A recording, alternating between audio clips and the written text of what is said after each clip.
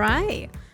Well, first of all, thank you all for joining this session. This is a breakout session 5, and it's on the 3 core misconceptions about services procurement success, right? We have 2 phenomenal guests here joining us. One is Scott Brewer. He's a global practice lead for Procure Services Management at Randstad. Source, right? Yeah.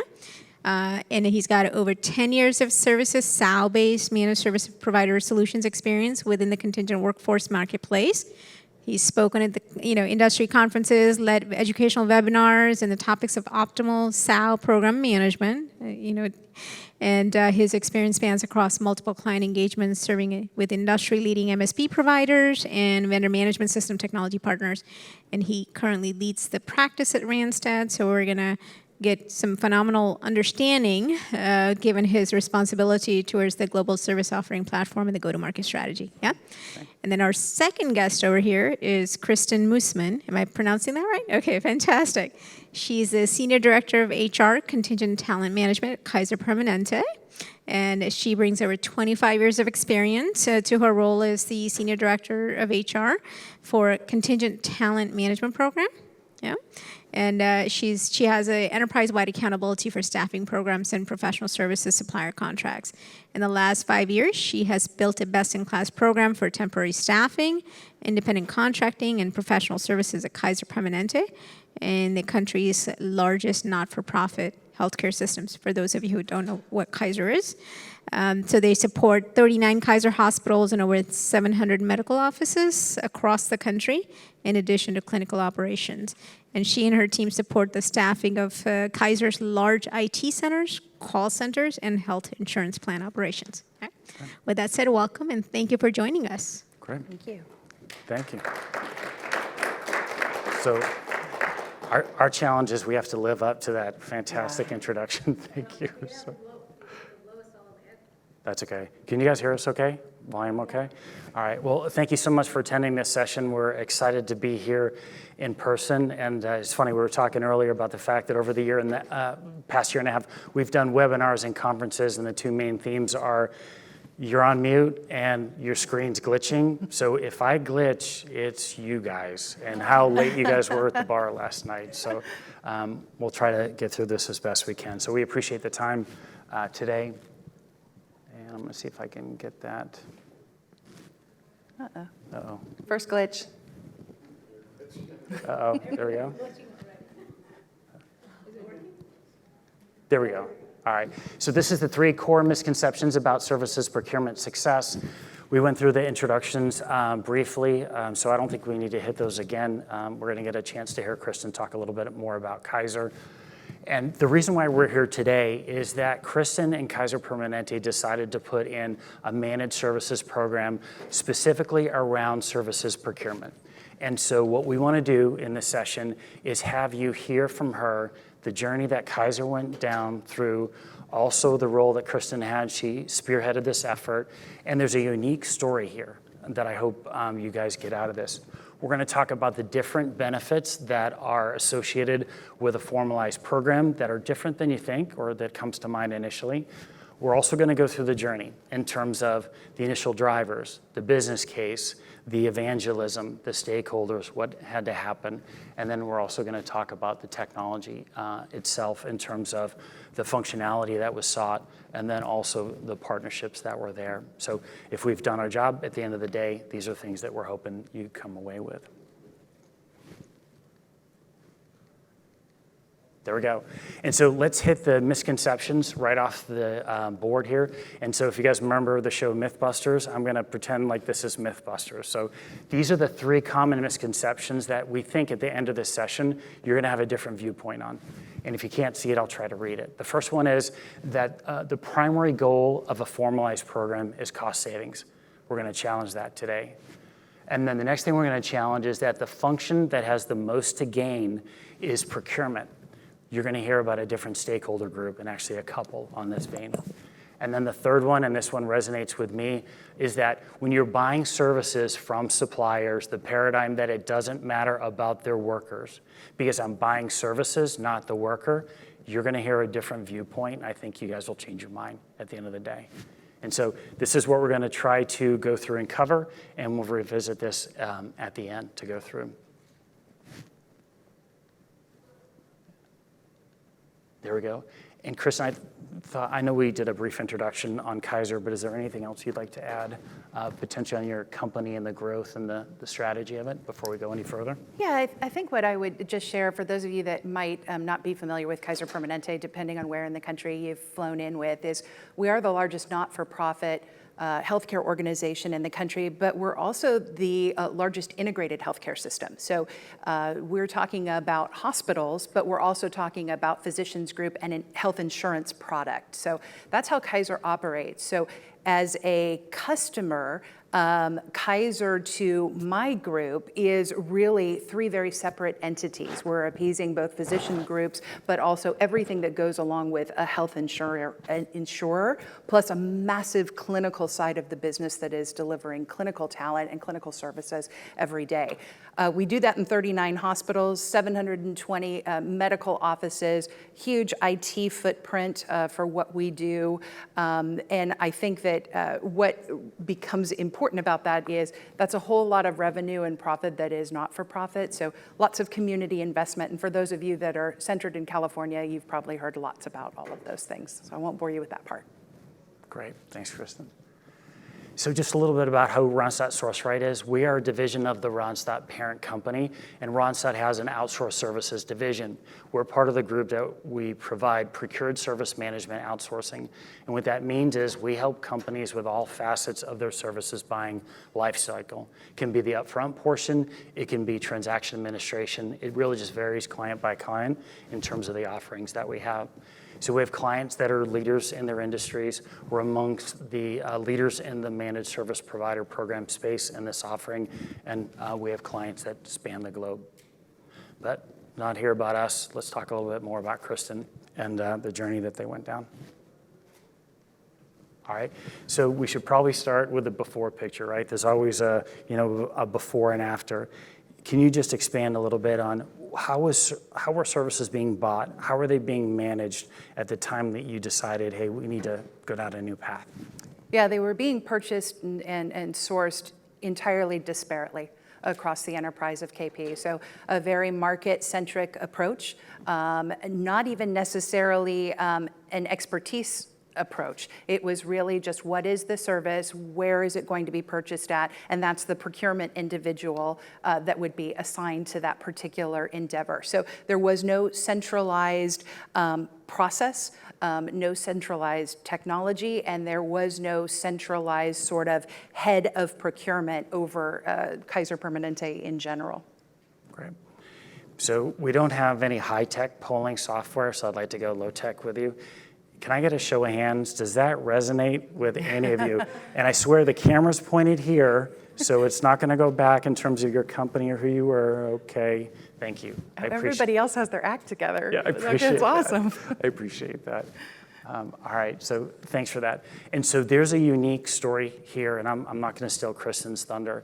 There was a very unique catalyst, a pain point, a driving factor that was an influencing factor for why this program was needed. And so you heard about disjointed and disparate processes, but there was actually something deeper. And Kristen, I would love to have you share that. What was that main catalyst that drove a better solution? Yeah, I would love for it to have been a different catalyst. But in a highly regulated industry like healthcare, the thing that gets people's attention is an audit. And that's exactly what happened. And not one of them, several of them. And every one of those audits, the key sort of nucleus of that audit was you have no handle, no visibility, no oversight around your non-employee workforce. So it was not really a purchasing problem, it was a visibility and compliance problem. So that was really became the burning platform. Great. So it wouldn't be a procurement conference if we didn't talk about COVID, right?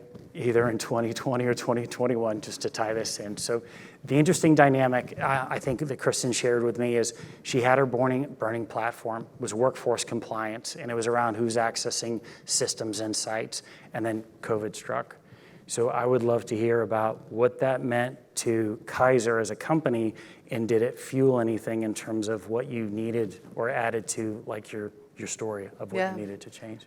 So it's interesting, even post sort of audits and recognizing that we just have this big risk associated with our contingent workers, whether that be for multiple reasons. Even post an understanding of that within the organization, we still needed to have anecdotes around why this was important, more than just let's be afraid of an audit. And unfortunately, there was no better sort of anecdotal on that than what COVID does to an organization. An organization that operates primarily in the state of California, that has regulations on healthcare workers being vaccinated, and being part of an organization that said 216,000 of your employees and all of your non-employees also have to be vaccinated to work here. So when you're working on an endeavor like that, to have your entire workforce vaccinated and you don't know where they are and what they're doing and in what department they report to, you have a big endeavor on your hands. So this was a key area that the organization, those who were not buying in at present, had the aha moment of, oh, this is important, being able to find them, being able to track them, being able to demonstrate their ability to be vaccinated or have their exemptions available. What I thought was interesting when we were prepping for this, she was saying to me the concept of a vaccination is not new in this space, that there are requirements for vaccinations for healthcare workers anyway.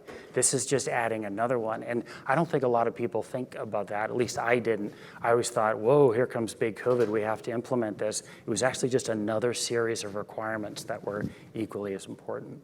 Yeah, it really shone a spotlight on, if you work in a healthcare facility, measles, mumps, rubella, varicella, it's done, right? You have to have it, TB.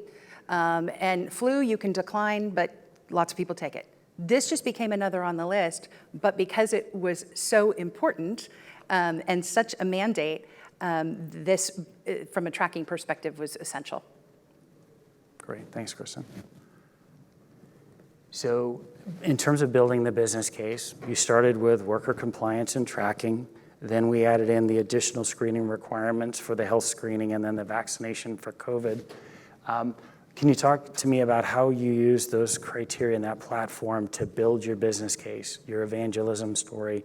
Maybe if you can go into how you built it, the key people that you had to message with in the organization, and maybe you can hit question number 2 in terms of some of the stakeholders that you had to convince and get on your side. Yeah, I think even with big, scary compliance being a burning driver, you still have to demonstrate from a business case perspective what the value of this is. And with having disparate procurement processes, that required changes both in our contracting and selection and negotiation of vendors, but more importantly, it required that worker tracking and visibility component.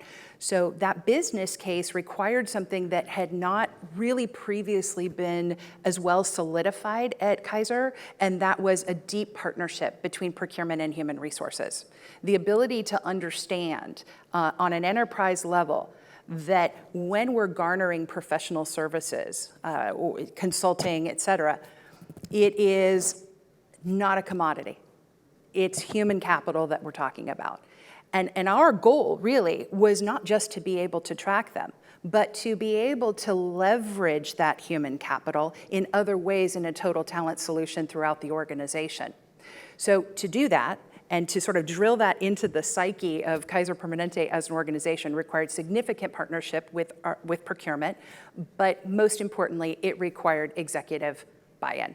And it had to be executives at both the HR and the finance level and many others, high demand consumers like our IT groups that were exceptionally bought in and evangelists of this business case and being able to move it forward. Right. One of the things you and I had talked about earlier is that there were people within your organization that said, look, I've already invested in this system, and I think this system can get us there. Can you look at that? Can you also look at the investments we've already made? So I think that was part of your challenge, too. You had to convince people that had made decisions for their organization and politely show them that they kind of missed this key point. Right. Sure. We could do a quick worker tracking. We could have put that in. We had systems that could do that. We had systems within our accounting suite that would tell us what we spent on this labor, and we could back into it. But we had a vendor management system that was running our staff augmentation, temporary contracting, and independent contracting that had far more capability of getting us where we needed to go in terms of actually leveraging talent. And so that took about 6 months to literally bring together stakeholders to go system by system in terms of comparing all functionality to come out with the solution of, we have the system, it is our VMS system. What we don't have is we don't have processes in place to put this together, and we don't really have a managed service to Sherpa us through this. Those were the gaps for us. Technology we had in place with some additional configuration that became viable. That's great. So it sounded like you had some obstacles to get over in terms of teaching or telling people that a process needed to accompany the technology itself. Yes. Any other top hurdles or obstacles that come to mind for you in terms of that change management path? Yeah, I think the biggest one is it's significant change management. These are groups that love their suppliers and vendors. They don't want us to mess with that or in any way infringe upon those relationships, those embedded processes, all of those things. So I wish I could sort of wave a magic wand and tell you that we did this and they all magically lined up. It's not. It's an effort by effort looking at those internal stakeholders, the suppliers that they work with, assuring them that this is a process not to disrupt their current business, but to hope and ideally to be able to simplify their process. And over a period of time, we're starting to garner much more support for that endeavor. That's great. Thank you. And one of the things that we had talked about that would be helpful, and it's not there on the screen, is what was a surprise? What was harder than you thought? What was easier than you thought? Was there anything that stood out that I didn't anticipate that you might want to share? What did I say? It was really excellent. Was it? Yeah, was it? Oh, gosh. Do you remember it? I do. I think in terms of the lengths that you had to go to get the approvals within your organization. Oh, wow. So I remember you speaking about the different councils and when the next council was going to meet and the next steering committee was going to Yes. meet and getting ready for those people. Yes. So because there was so many different functional owners over this work, both from a people, a process, and a technology standpoint, there are specific financial councils that meet to approve things of this nature. There are specific business process councils that meet. And so this was quite a journey to try and fit in with each of those approval processes. We were moving big dollars. We're talking about, in general, over $2 billion in spend that we are saying as an organization we want to be able to get our arms around and be able to have good tracking on. You don't easily move people with that kind of money without a lot of explaining and a lot of approving. And so that was the biggest surprise, was the length of time and the amount of discussions that had to be had to secure all necessary approvals. Great. Thanks, Kristen. So the next is the technology piece. It was part of the business case, and you alluded to this a little bit earlier, is that you had to leverage a system that had the visibility to the workers, did the spend management, and you had a tool that was there in place for the staff aug portion.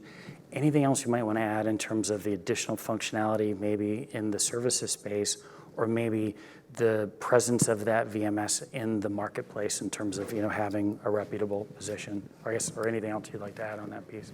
Yeah, I think that the technology is key. I think what becomes really important is you can sort of, plug in a technology, but if you're not thinking about the consumer experience and you already have a consumer that is hesitant about changing processes, you have to work with in my case, it was a vendor management technology. You have to work with them to build a front end that is really consumer friendly so that this does not become arduous.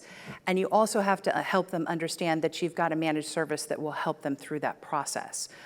There are some groups that are hesitant about that. There are other groups who are wildly thankful because for them, it meant they could reallocate the resources they had in their department that were doing all of those individual things. Now there was a system to track it and folks to help them through it. So it just depended on the user group.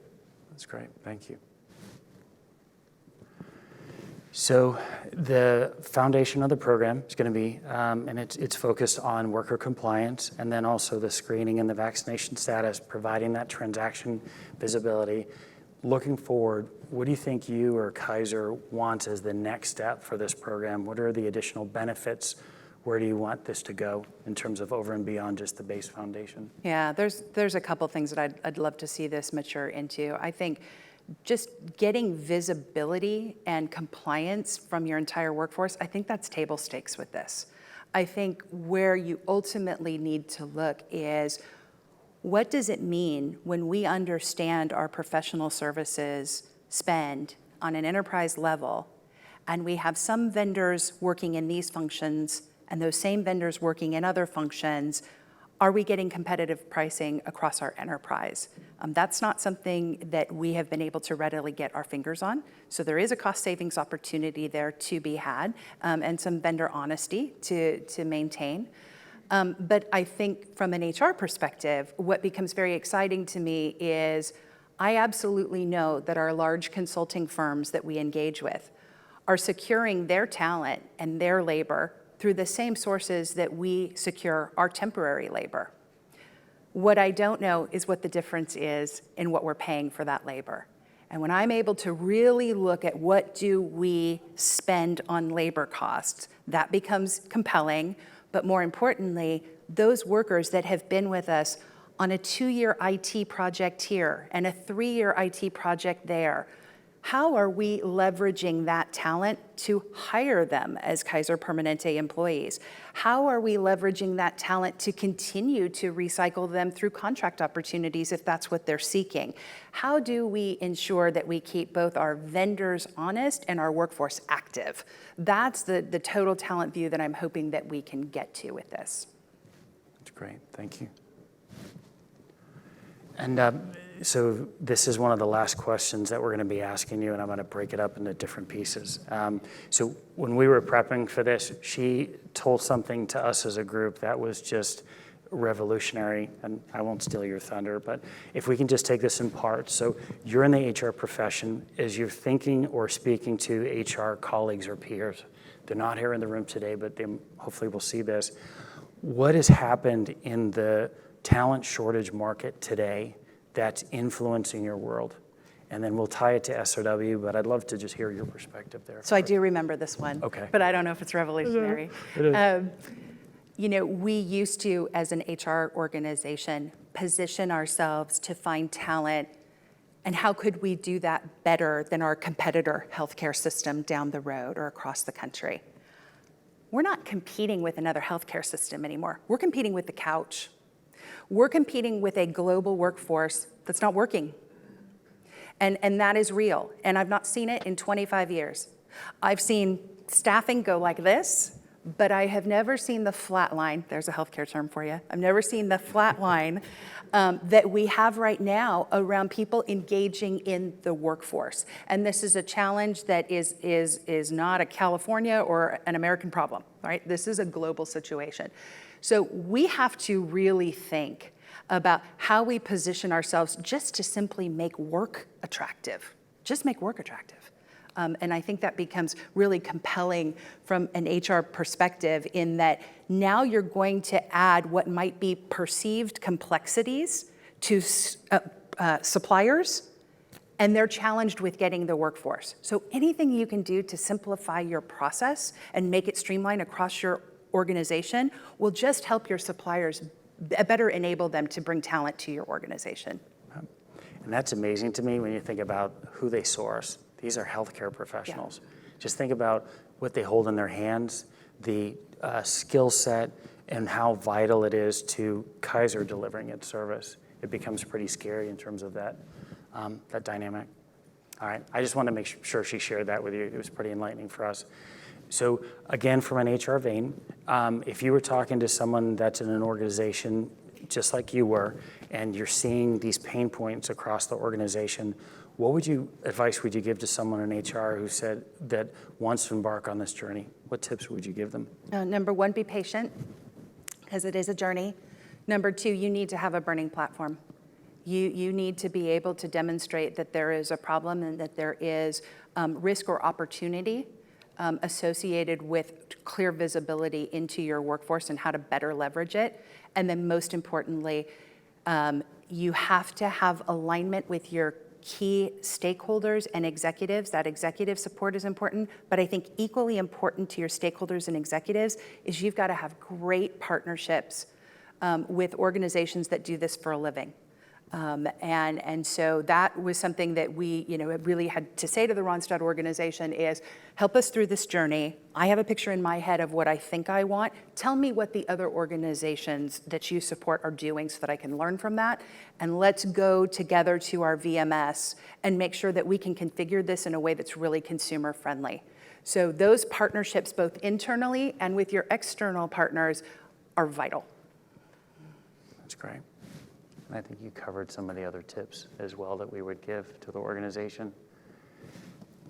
So that's it for the formal, Q&A or interchange between the two of us. So I'm going to open up here to questions here just in a little bit, and I'm not sure how we're doing on time, so I'm looking for my friends in the back with watches or iPhones, so hopefully we're okay.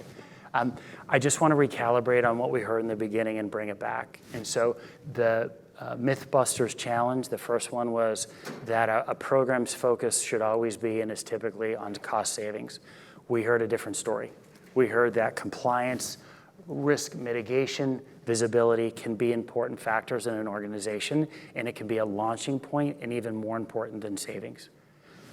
I think we heard that value is in the eye of the beholder. It's in the organization, where's the pain point and where's the priority. So you're hearing from someone from HR. I think this also impacts legal, also impacts risk management, facilities management, people that are tasked with preserving the safety of an organization. And I think lastly, and this is my favorite one, especially being in the SOW space, everyone always says, well, SOW isn't about the workers. It absolutely can be. If you have workers that are accessing your sites, you have an obligation to make sure that they don't bring a risk to your site and your organization. You have to know when they're there. You have to know when they leave. Why? Because you have to know when they stopped accessing your systems. Think about the cyber threats today. So if you have, in the services procurement world is transient, right? A provider's going to come in, they're going to bring in some of their best consultants, and guess what, over the life of the project, they swap out. It's just the nature of it. You need to know who those workers are. You need to know if they still have access to your systems because it can provide a lot of risk exposure. So it's not all, but if they have access to your sites and your systems, it changes the paradigm for sure. All right, with that said, we do have a couple minutes for some questions. So thank you for that. That was great insights. Any questions from the audience that?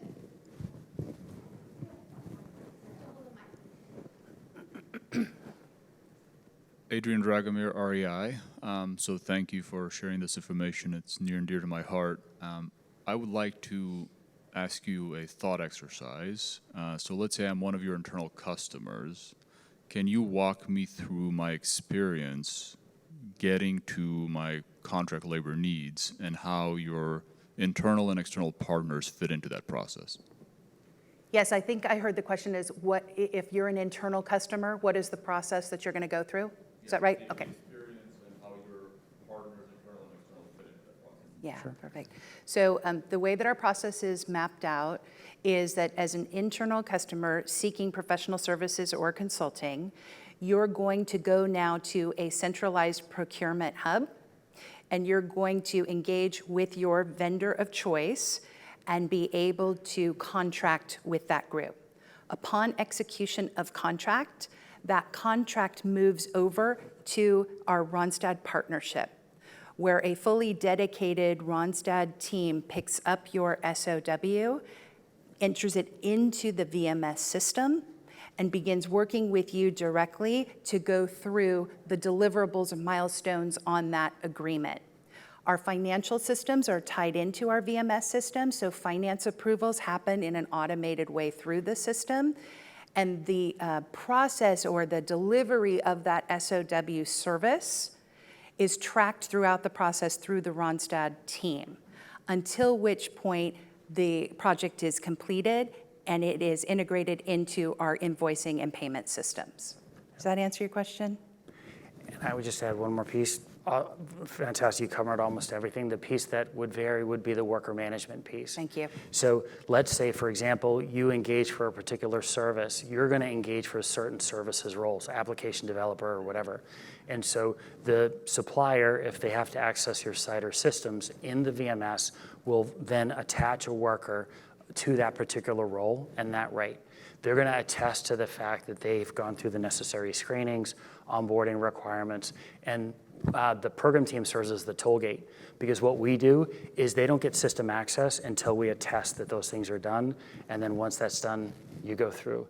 In your process, if that supplier told you, we promise you this is your project manager, you have the capability to review and reject or approve that particular worker. So you'll have that capability. And so what that means for you also then is that you are not doing the traditional onboarding as a project manager of that engagement, right? They are doing that. So your workers, all of their system access, all of their, in my world, a lot of compliance documentation to be at Kaiser Permanente, all of that is done there before they start on the project with you. And all of it is deprovisioned when they're leaving. Yep.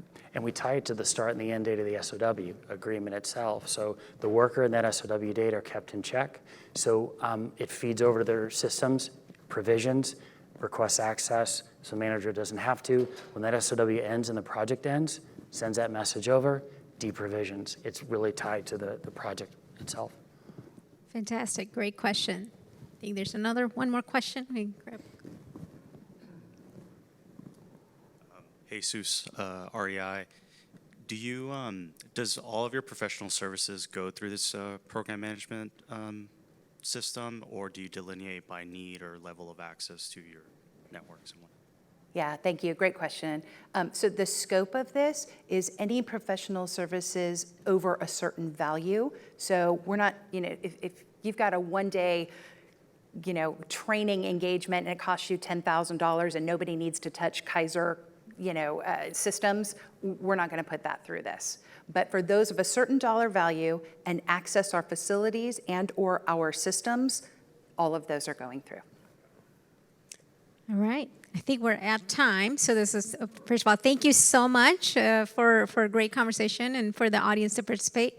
Please continue asking additional questions because I'm sure many of you. We have more than 10 minutes still? Okay. Yeah. Okay. Okay. So more questions. All right. Okay. Perfect.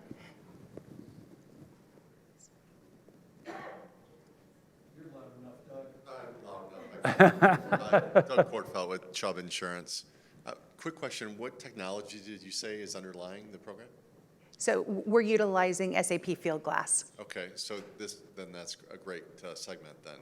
So typically barriers to entry on these programs, and I guess Randstad will face this, is if licensing is done by Kaiser Permanente versus if you have more flexibility and license it through Randstad, that adds, in my estimation, 50 to 100, 120 bips to whatever agreement you're going to have. So have you guys had hurdles on some of these larger SOWs? It's going to be $500,000, million, and you got the complexity of trying to track FTEs coming and going. Some get systems, some don't. And that administration cost, if you do the math on significant SOWs, is going to be a potential hurdle. And I'm curious how you guys get around that and trying to sell several $1,000s of costs getting added to SOWs to manage the administration. So that's the Do question. you want me to take the first part? Yeah. Yeah. Kaiser owns the licensing to Fieldglass. So we have chosen to keep that in-house, primarily because of how many systems within KP we have it integrated to. So we chose to keep that. There is also a decision to be made. Do you charge the administrative costs to the business, or do you charge it to the supplier? We ultimately made a decision to keep it in-house and put it on the cost of the SOW back to our organizations. And the thing that I would tell you, at least in my experience, is that these larger SOWs aren't necessarily easier. So in our portfolio today, we have some very large clients, and they're opening up a large SOW for the year that they'll draw down multiple roles from. So it could be a multi-million-dollar SOW, but what's happening is the average workers on those are up 20 or 30. So even though it's big, if you think about the activity, it's the onboarding and the offboarding of the worker. It's the processing of the timesheets. It's the screens. So big doesn't necessarily reflect easy. Now, if it's a managed service, right, offsite, you're not really tracking the workers, and it's a churn, right? I'm invoicing on a scheduled basis. I definitely see an instance where you might adjust your pricing, but I think that's part of the discovery process, is we would look for that balance to see where it is. Additional questions? Sorry, COVID, my bad. Jane from Edge Sourcing. So you talked a little bit about your professional services where in cases where you have clear measurable milestones. Now, of course, we know in contingent labor, there's definitely the payrolling piece of essentially just roles, fulfillment, temp labor, that type of thing. So can you talk a little bit about the process for those types of resources and how they're handled through this program? I'll let you take that. Was that for payrolling resources? I'm sorry. Temporary labor, those ad hoc roles, basically. Yeah, so I think I'll try, and let me know if I get close. So as part of the program, we try to do total talent. And so it's not just SOW and it's not just staff log. Ideally, we have both. And as part of that intake process, there's a qualification step. We try to leverage the vendor management system to pose and ask the questions to steer that person towards the right channel. And then we typically try to have the program team do an intake call anyway, and we're going to ask questions. Do you already have a candidate identified? Are you going to be providing supervision? Are there service levels? Are there acceptance criteria? And just based upon that, we start routing them to the proper path. And I think that's part of the additional benefit from a classification standpoint, and typically from a cost perspective too. Because if it doesn't justify the additional risk, it doesn't justify the additional dollars. And that's, I think, part of the value add too. Was that your question of how do you route which type of labor? It's more when you described your processes earlier from that earlier question, I think I heard it more from SOW and Yes. milestone management. Hello, the milestone management type of structure. Yes. So I was curious if that process changes for how you guys route for contingent labor, for payrolling, temporary labor, that type of thing. Yeah, so perfect, because what I did describe is exactly that for professional services and consulting. For temporary labor, the system is the same, but the routing is different. And so, yes, there is a team that does the intake and determines that. Now, I will tell you, this was a very big pitfall for us. And so I would give you the big caution flag on this. Listen, I spent 5 years running around the halls of Kaiser Permanente saying, Accenture's using temps. Accenture's using temps. Why aren't you giving me your temps, right? Doesn't work. Somebody should have told me. And so the reality is, because that didn't work, as we implement, the intent is, let's just look at the temps that Accenture uses, right, that come from the suppliers we use on the staff augmentation side, and let's just ask our MSP partners to provide data and analytics that bring that to light, and the business can choose to do what they want with it. I think the data speaks for itself on this, of if your concern is cost savings, there are ways to achieve that when you have the right analytics, and it doesn't include me running around, you know, the sky is falling, the sky is falling. Yeah.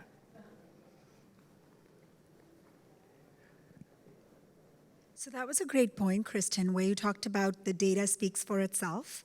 And, you guys touched upon the cost element, you touched upon the visibility, the compliance element of doing an exercise like this. Where do you see this going forward? Do you have some assumptions of what this data is going to change for you, or what this, process management is going to change for you in terms of how your businesses use these different types of programs?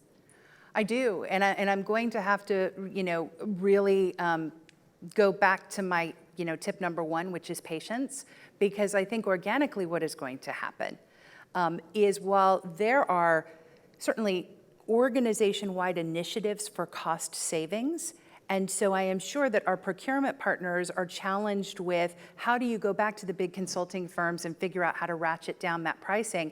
I'd like to give them the tools to say, here's the way.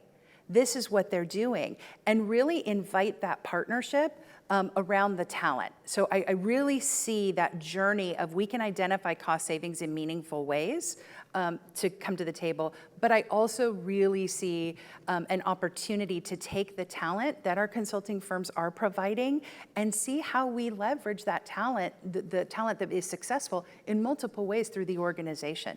Because it is not the right workforce climate right now to be A, treating talent like a commodity, or B, not being able to hang on to them as long as possible. It's almost flipped on its head. It's more about cost containment now than savings. The cost of talent's going up, so the Wipros, the HCLs, the Cognizants of the world, they're having to pay more. It's going to trickle into the time and material rates. It's going to be about protecting the rate structure that you have. I think that's the next challenge for the next 6 to 9 months. Yeah. Hi, Alyssa Lallam from Rubric. So we're currently in the process of rolling out an MSP, and so a lot of your challenges I can definitely relate to. Today, where do you see your procurement team fitting into this process? So like we feel a lot of push and pull between like HR and procurement and who owns what. Like how did that kind of pan out now that you've implemented this, and where is procurement adding value? Are you, can I ask, are you doing this for your temporary contracting, your contingent workforce only, or for professional services MSP rollout? We're doing it for both. Okay, ambitious. Okay. Yeah, I mean, this is a challenge. This is a challenge because this is not all about cost savings. And this is not all about negotiating a vendor down to the rock bottom price. This is about human capital. And so I think it takes a lot of, if you don't already have those partnerships between HR and procurement, start there.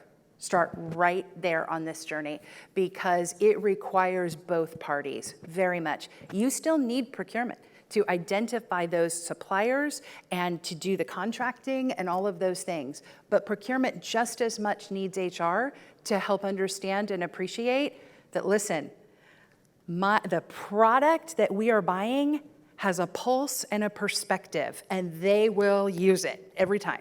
They don't have to be here. It is not like buying, medical masks. It is not that. There is a choice and an option that they will leverage. And so both organizations have to understand those two perspectives. And when working together, it's very successful. I actually have a question because tied to that, that's an interesting, I agree with you. I have seen in organizations, HR many times have taken a sort of a backseat role where they don't feel that it's their responsibility. They care about the employees, right? Yeah. So it sounds like you guys had a great partnership.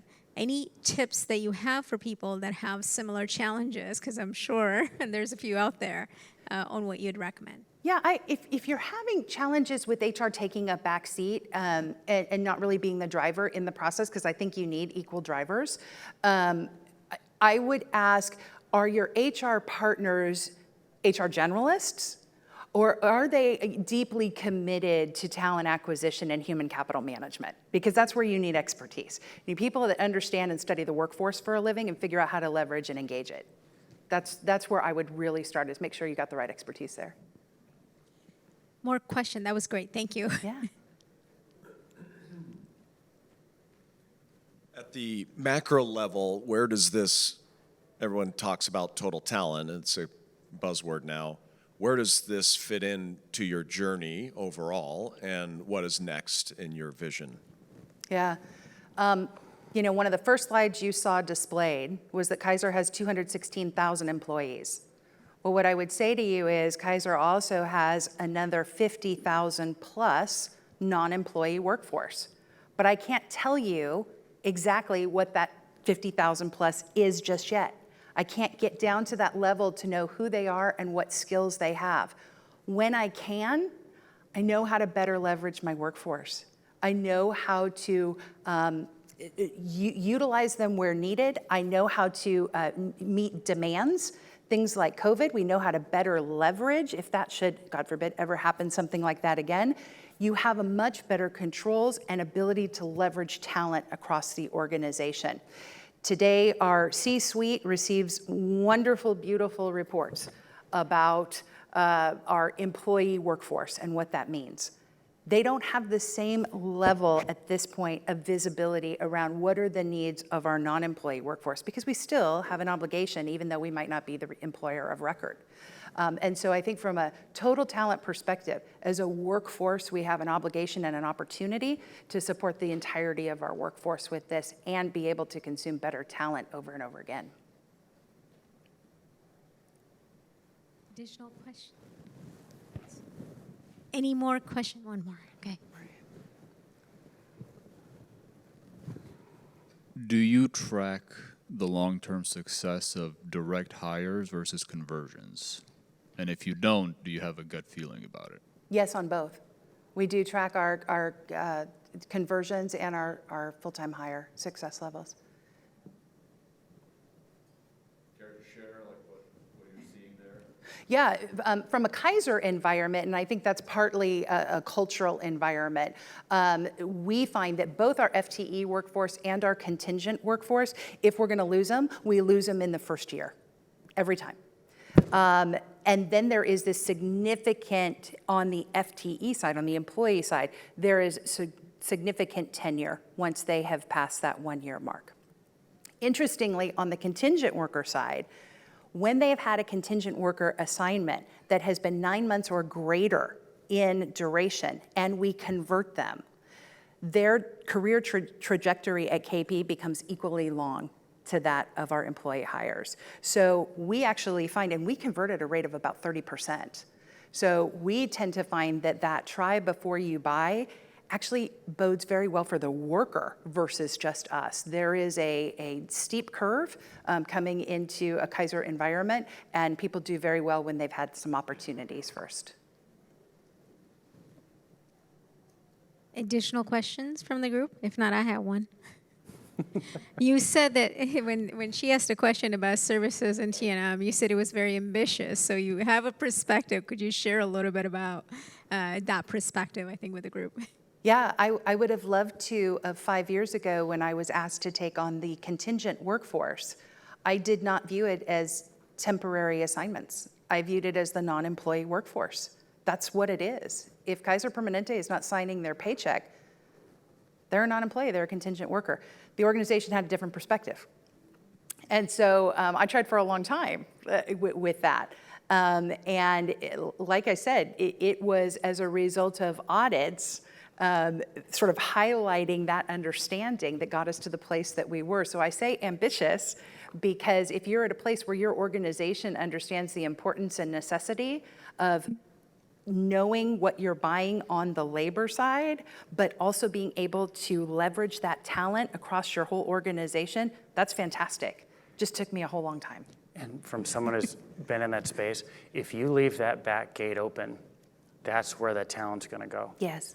Because they're going to try to escape the rate cards, they're going to try to escape the tenure limitations, and they're going to go over there. And they're going to start buying there. It's going to be cheaper, and it's going to go over there, and it will be even harder to get those reins to bring them back. So it's like tearing off the Band-Aid. Just do it. And you're going to avoid confusion, too, with managers that are having to go one channel versus the other. If it's one channel and you get it, it's going to go easier. It's an investment for the future. I've been in that situation at another company. That's why we're doing it this way. Yeah. Folks were going in the back door. Oh, yeah. Yeah, of course. Of course. You were loud enough, so I figured it was faster for you to say it. All right. Great insights, by the way. So additional questions that anybody has? So not really a question, but more of a thought. I think when, trying to rein in and do this kind of a better, more educated way of understanding how you work with the non-employee piece. I'm thinking that this data and this experience and the changes in behavior or improvements will also tell you a lot more about this talent that can be leveraged in terms of, increasing their experience, improving their performance, better diversity in that workforce, especially when you're converting a third of that population into your full-time, and then making sure that you're supporting them and the brand, like all of those things. And is it too soon to think and say all of that, or is that part of the equation? Maybe there was a question in there. It's absolutely fabulously true. We have not had visibility for so long into such an important part of the workforce that the insights are daily, right? The insights to understand. One of my favorite examples is we had a large outsourced call center. And in that call center, we would have patients calling in, and it's mostly appointment setting, things of that nature.